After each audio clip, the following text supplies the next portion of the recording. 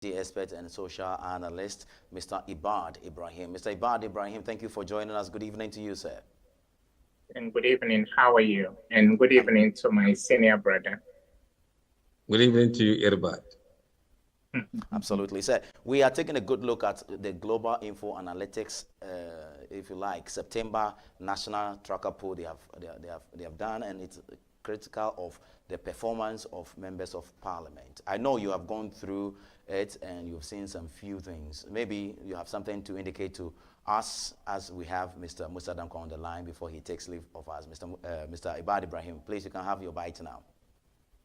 I would want to congratulate, as I do always, my senior brother, Musa Dankwa. And there was a huge vacuum within the space he is operating in currently.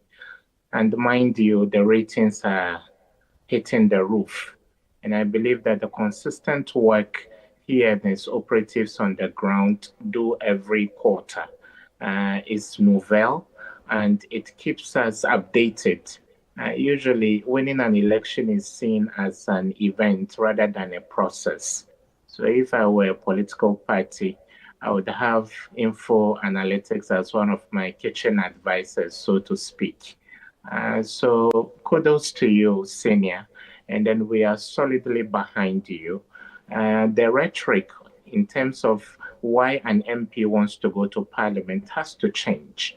When you look at first world countries, MPs are proud to tell the electorate that I sponsored this bill, I caused this to be done.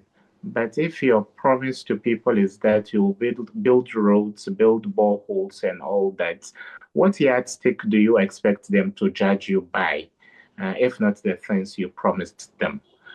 So therefore, it is important that as Mr. Musa Dankwa and his team intersperse the months of the year with such profound and groundbreaking surveys, it is important that politicians will pluck some important pages from the body of work that is being done by Info Analytics.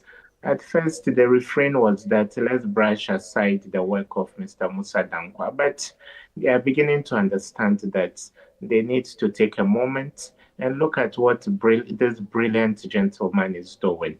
And I believe very soon, countries from across the sub-region will solicit the kind of expertise that, and then this is free consultancy for somebody to do 100 pager, and then it's available to the public. Elsewhere, Mr. Musa Dankwa would be charging a lot of money. So whether NPP or NDC, I think they should take the findings of Mr. Musa Dankwa in good strides, where the findings point out that there are some weaknesses. They should have the humility to learn. But I believe at some point, Ghanaians need to understand that legislators are not development agents. They are there to make laws. We are a democracy in progress, and I believe that at some point we need to understand that you can't promise people a goat and then present them a fowl, for example. You should make good on the things. And again, Mr. Musa Dankwa makes a very good point. We believe in a politics of gallery. Were you at the funeral? Oh, Honorable, we didn't see you at my mother's burial. Honorable, when I was getting married, you didn't show up. An MP or a senator's work, a congressman's work goes beyond that. So we should encourage the MPs. I had an MP friend who is now a minister. He told me because of the torrential calls that were coming from his area, he had a dedicated person to respond to calls. So the express instruction was that receive every call, write down the details of the caller, and then a bullet point of the main substance of the person's concern. And he told me, and that arrangement he thought of did not last a day because already there were whisperings from the constituency that, Honorable, when you wanted the post, you were dealing with us directly. Why do we have to deal with a third person this time round? But this is standard practice. It's just like saying you want to do a one-on-one with Musa Dankwa. It's not possible. considering his schedule and all that. So we need to make Ghanaians understand that when somebody says I have delegated somebody, it means when you speak to the person, you are speaking to me. Yesterday, I gave a lecture to a group of chiefs in terms of how to resolve conflicts. And one Queen Mother told me that when they delegate people to go and represent them at their base, the sub-chiefs actually write their own names. So in future, when there are invitation letters, they don't go to the Queen Mothers or the chiefs that delegated them. The letters would then go to them. Then they would gradually be building clouds. So there is paranoia, there is fear. Everybody wants to be everywhere at the same time. So I believe if an MP wants to delegate young professionals in his area that can tackle your engineering problems, your problems with scholarships, your problems with all, you don't need to see an MP actually. But if you want them to be at the concert, that is why I believe that is the import of Mr. Musa Dankwa's, point that you may be working so hard in Accra, so hard. You may be excelling at the committee level, doing a lot of things at the plenary. By the end of the day, your people will say, Honorable, you're too abamano no. Afiba kuni no. So that deficit of development will continue to be with us. But I believe Mr. Dankwa's work couldn't have come at a better time. And I believe that if we really have the humility, Ghana's democracy is going to grow as a result of info analytics works. So, Mr. Musa Dankwa, I have two questions for you. Mr. Irbad Ibrahim, I'll come back to ask you a further question based on what you have presented to us in your initial submission. Mr. Musa Dankwa, do you get to advise politicians? Do they call you that come with your document and prefer this advice to us? Do you get to be contacted for some of these things?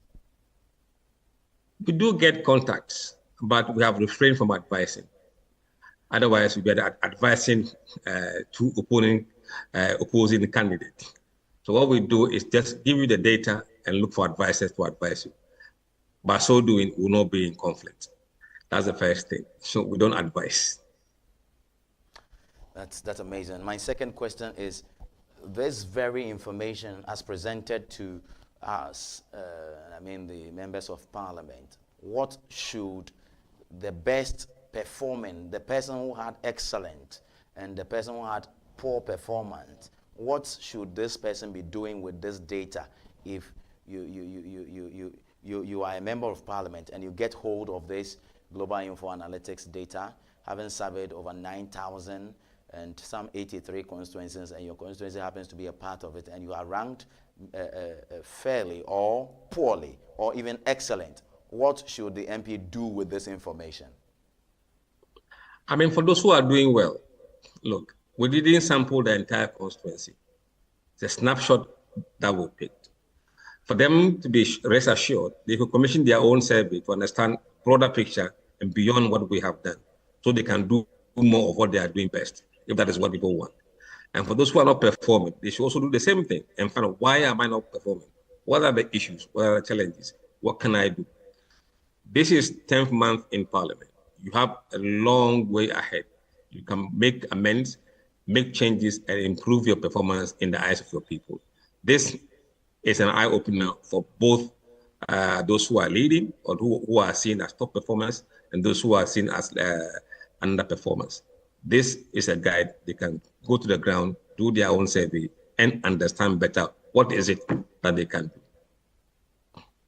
Thank you very much, Mr. Musa Dankwa. But Mr. Irbad Ibrahim, you spoke about what Mr. Musa Dankwa indicated early on with respect to the social advocacy legs of the MPs, being the tools they stand on to campaign to get into office. You also indicated the Senate man will never talk about how many roads he would promise his constituents before they would vote for him. He would talk about bills and laws he's been able to help to pass to help the community. Going forward, Mr. Irbad Ibrahim, going forward, how can we change the mindset of our constituents to be able to duplicate what happens in the UK and the US and other beautiful democracies we so aspire to become. Thank you, Kofi. Once again, Senior Musa Dankwa, thank you for your service to the country. We really appreciate the work you do. And we pray that you live long enough to continue to serve in this capacity. Okay, I suppose Musa is gone, right? I think he's left us now. Okay, but that's fine. We actually finished with him. Senior Kofi Asante, I think, look, the point you have raised should even be expanded further. Why would we move a president to go and commission a hospital or a road, for example? It's amazing. I've never seen Donald Trump stand by a ribbon to cut it in the name of launching or inaugurating a project. Not at all. What are the city council members doing? What is the mayor doing actually? And so my recommendation is that district chief executives are enough to inaugurate or launch any government project. And we lost, sons of this soil as a result of this lack of decentralization when they were going to attend an event. And that could have been government would have been ably represented by the Ashanti regional minister who was actually there. So you didn't need people to come from Accra. Right. So a lot of work needs to be done so that we really understand the mandate of our elected officials. And our elected officials should also understand the importance of delegating. But the fear is that if I delegate Kofi's face will shine. Kofi is going to gain some clout. We have a situation where DCs and MCs don't see eye to eye with the MPs in the areas because the natural progression is that from MC, you want to be the MP for the area. So can you imagine if Accra gave a green light that all projects should be inaugurated by MCs? MPs would oppose that. That's right. So I think if you want to practice a governance system you have chosen for yourself, learn the ropes well. So that what we practice looks like what we... Alan Chiramantin, forgive me. John Kwejo Alan Chiramantin. They call him Alan Cash. Yeah, now he doesn't like you when you call him Alan Cash. I don't know if the cash is still there, but around John Kufuor's time, when I was still practicing as media professional, all right, we noticed he enjoyed that name very much. It was actually a household name. Alan Cash everywhere. Share, Alan Cash. All the posters were called Alan Cash, his name. If you are not John, you can't be president in Ghana. And he was proud he was John. And not to even talk about anything that he has a lot of money. He's called a cash man. Alan Cash visits you, you've got a lot of money. Well, we are getting back on Zoom to welcome back our guest, Mr. Irbad Ibrahim, because I have some few questions to ask him in relation to what we're discussing, Mr. Musa Dankwa's issue and his pools. And I was asking, Mr. Irbad Ibrahim, please welcome, sir. Thank you so much.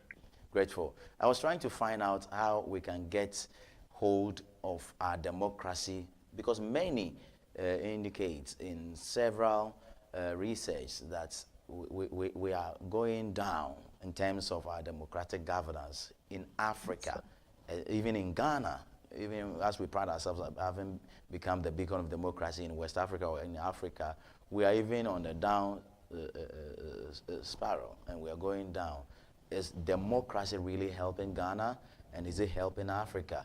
If our core people, voters and electorate are not understanding that we have to look at the core job of the MP, not what he promises to do by way of his social advocacy jobs. If they don't understand it, then we are not going anywhere. Don't you think so?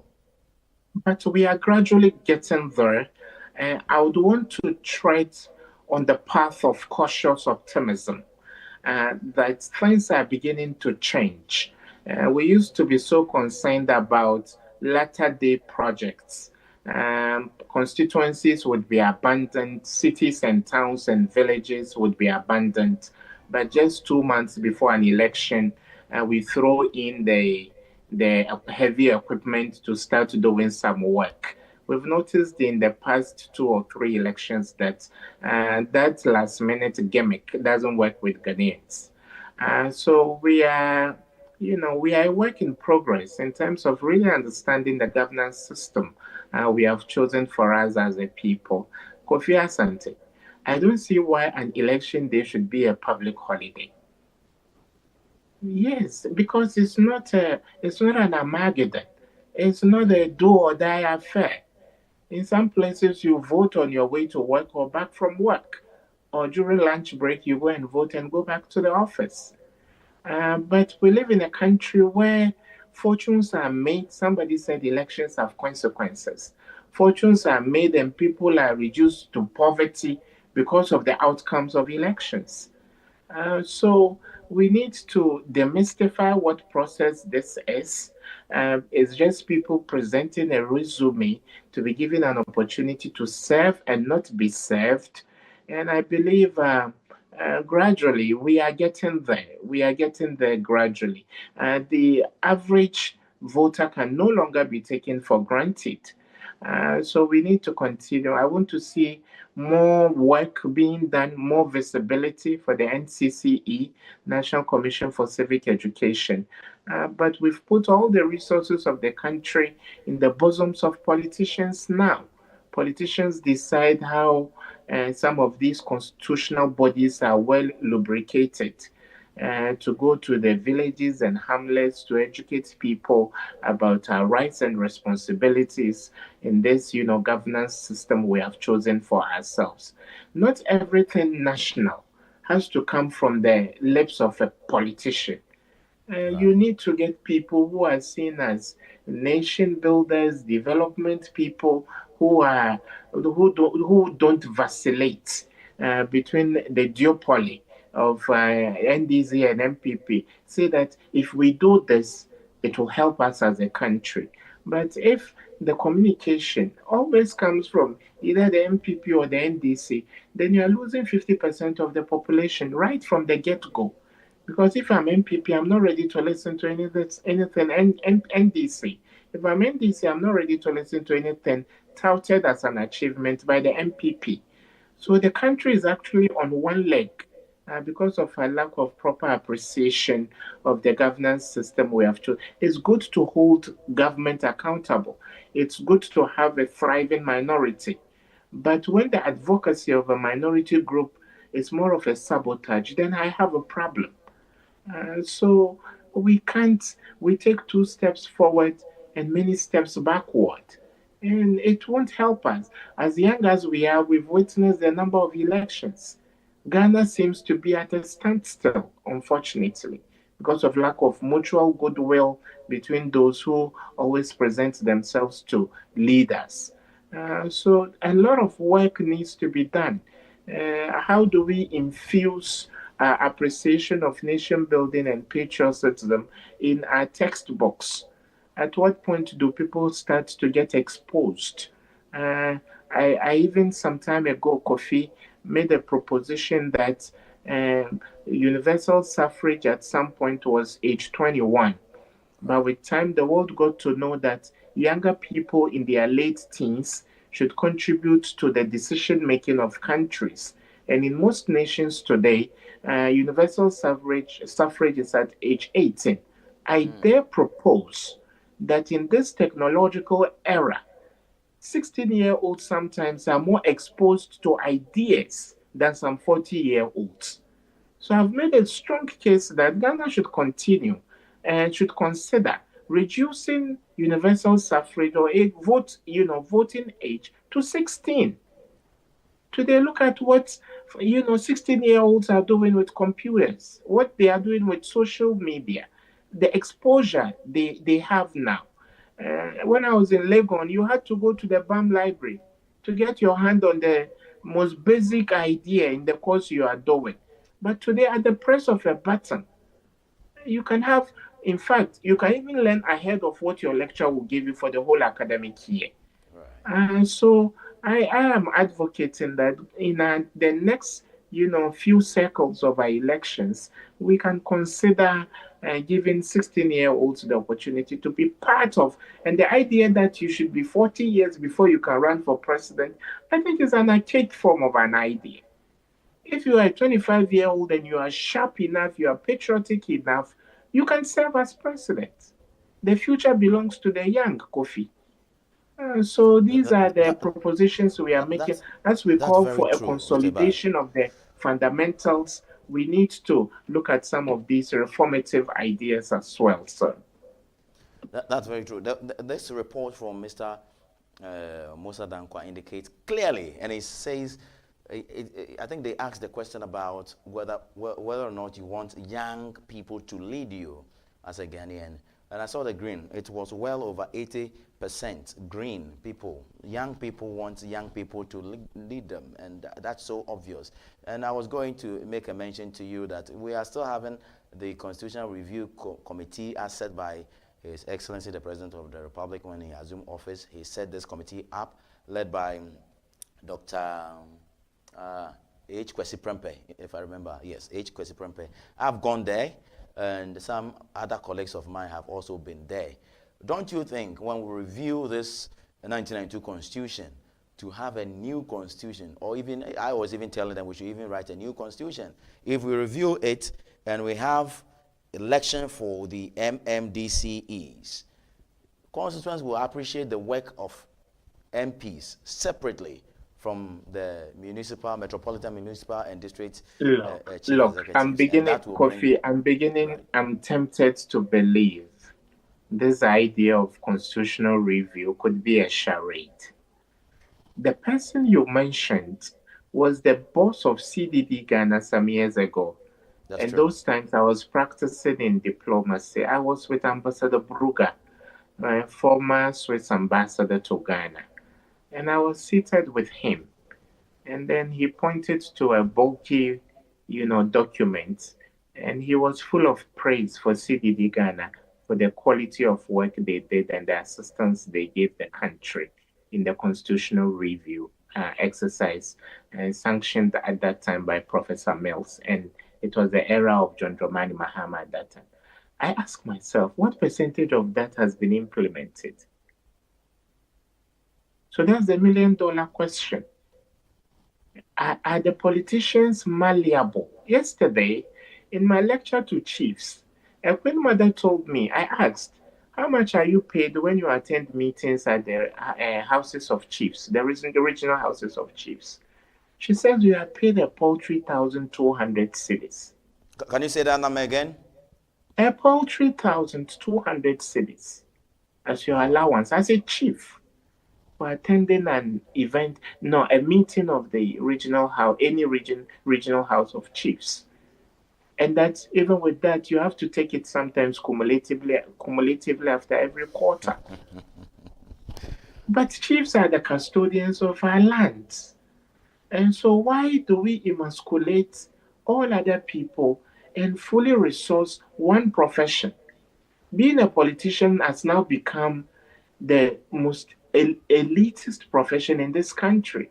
First, you had to be an engineer, a medical doctor, a journalist, or something to be respected. But now you have to be a politician to be respected, actually. Professionals now need the buy-in of politicians before anything gets done in this country. So why do we train our lenses on one profession?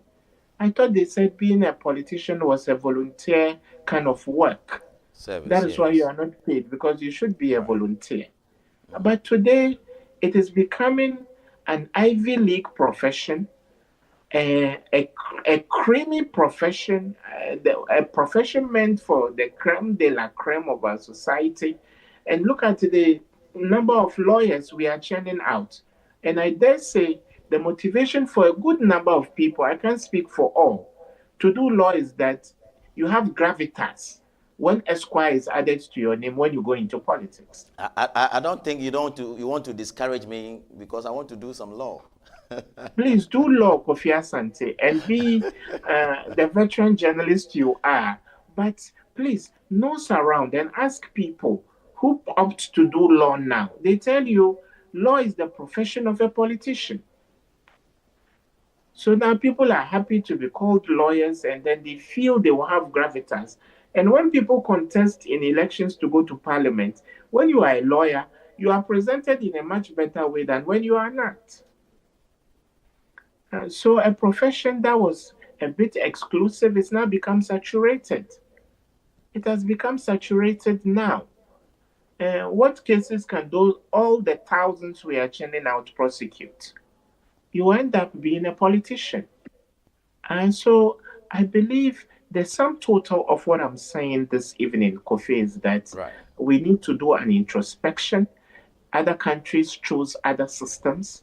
The UAE has chosen a monarchical system. Dubai is beautiful because it is ruled by a king. Other nations have chosen socialism, communism. China is doing so well because it chose communism. We chose a certain governance system from our Western partners.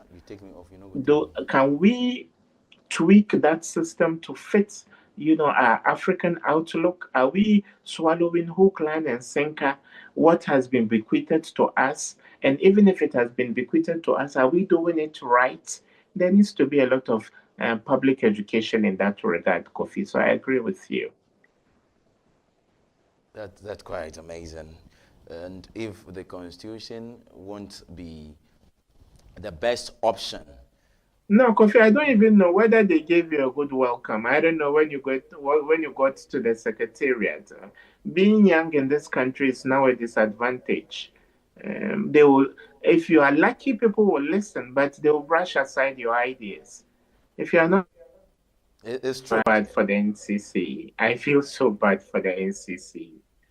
Kofi, the work we do elsewhere, we are ready to present that expertise to our country. The NCC wanted me to do something in the area of countering violent extremism in Choco. And I showed up. It was a good event. We interacted with the community people there. But the NCC was struggling. Is it a deliberate ploy by somebody to completely incapacitate the NCCE so our people will continue to wallow in, I don't want to say ignorance? They will not be abreast of the latest. They will not be well aware of what their rights are, so they can take their own pound of flesh from people who are paid 10 times, 20 times than the average civil servant. So I don't know whether it's a deliberate ploy by some people who have sat in a room to decide this is what we want to do. In the 90s, when we were growing up, the NCC, it was visible. It was visible and active. You didn't have to meet a politician all the time to hear about Ghana. You could meet other citizens. But today it has to be party A or party B, or your idea will be tucked under your pillow for good. Ideas never fly until you put them under the umbrella of party A or party B. And we see returnees, people coming from elsewhere in the world with a lot of expertise. They come and they live quietly till they die. Because the person makes one public utterance or another. Look at somebody of the gravitas of Sam Jonah. Sam Jonah spoke the other day, and he was, heavily criticized by young people. Heavily criticized. People begin to question your credentials, your credibility, and all that. Just because you say Ghana is moving in a wrong direction, so I advise we move in the other direction. Speaking up has had to come at a cost for some of our professionals. So we leave everything to politicians. So we look up to the Constitutional Review Commission. This time round, we hope the commission's findings will have the biting teeth. But he who pays the piper calls the tune. Who has put together the team is the politicians. And then who will pay the allowances? Who even resource the commission to do its work? It's the same politicians. Will there be a time where we have groupings that are independent and self-funded to be able to speak truth to power. Today, if the president likes, he can decide that he's going to do a complete redo of the Constitutional Review Commission. He can decide that all of them should go home. He will constitute another team.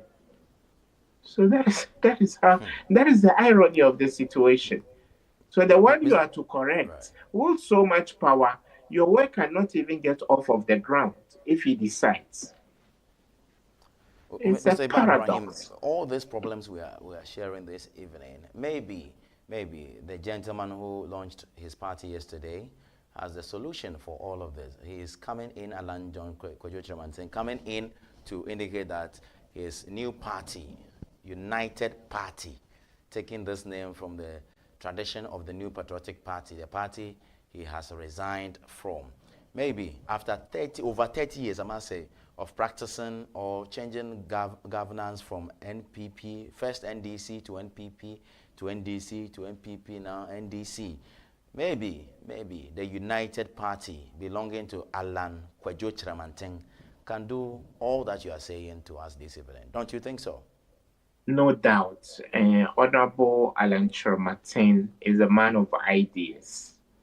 And Chief, they call him Chief. Chief is a highly respected person locally and internationally. But recent realities have shown that in Ghana, ideas alone don't fly. We saw Dr. Abu Sank with the great, ideas he had when he ran on the ticket of the CPP. Solid ideas that would transform the country in no time. But unfortunately, ideas that don't fall under the umbrella of the NDC or the MPP will remain ideas you will tuck under your pillow. We've seen people pass through. We've seen our own fellow young person, Cheddar, come with great ideas. Ideas, I believe, and many, I believe, also believe could, do magic for the Republic of Ghana. So, Chief Alan Kyerematen is a highly respected person. He is one of the politicians you can hardly attach any kind of a foul play, foul language, incendiary commentary to. He's a fine gentleman.